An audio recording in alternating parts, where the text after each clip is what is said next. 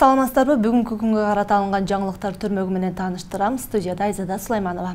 Алгач чыгарылыштын кыскача мазмуну менен таанышып алыңыздар. Райымбек Матраимов 18 апрелге чейин камакта калтырылды. Бишкек шаардык кеңешине шайлоого катышуу ниетин 22 партия билдирди. Бейшеналиев Россиядан кыргыз мигранттарын эмдөөдөн массалык түрдө өткөрүүнү өтүндү. Мамлекеттик бажы кызматынын төрагасынын мурдагы орун басары Райымбек Матраимов 2 айга улуттук коопсуздук мамлекеттик комитетинин тергөө камак жайына камалды. Бул тууралуу кече жергиликтүү маалымат агенттигине Бишкек шаардык 1-май райондук сотунун басма сөз кызматы билдирди. Эскерте кетсек, Райымбек Матраимов кылмыштуу кирешелерди мыйзамдаштыруу фактысы боюнча ачылган кылмыш ишинин алкагында 2021 жылдын 18 февралында кайрадан кармалган. Мындан мурда ал 11 февралда Бишкек шаардык 1-май райондук соту тарабынан коррупцияга каршы деп шектелип 260 000 сомго айыпка жыгылган. Саламаттыкты сактоо жана социалдык өнүктүрүү министри Алымкадыр Бейшеналиев Россияда эмгектенип жүргөн кыргызстандыктарды эмдөөдөн өткөрүүнү сурап, россиялык кесиптештерине кайрылды. Бул тууралуусунда министрликтин басма сөз кызматы билдирди. Кыргыз тарап россиялык вакцина алууга көмөктөшүү өтүнүчү менен кайрылды.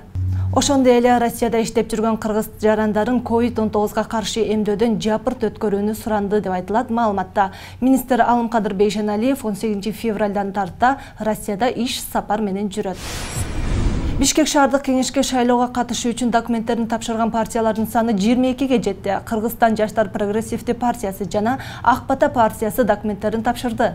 Буга чейин төмөнкү партиялар шайлоого аттана турганын белгилүү болгон.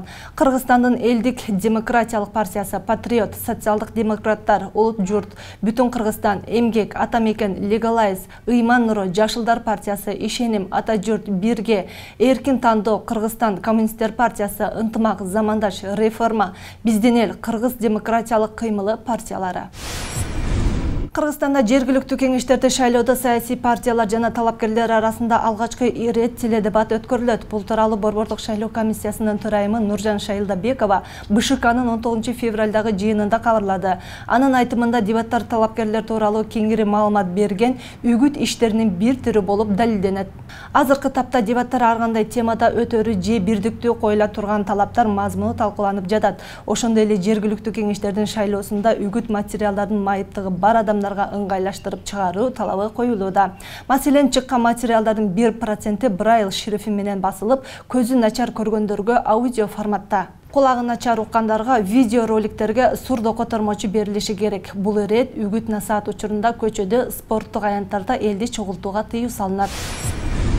Борбор калаада жеңил атлетика кросс түрү боюнча өлкө биринчилиги өтөт. Бул тууралуу аталган спорттун түрү боюнча федерациянын массалык маалымат каражатына берген маалыматына билдиришти.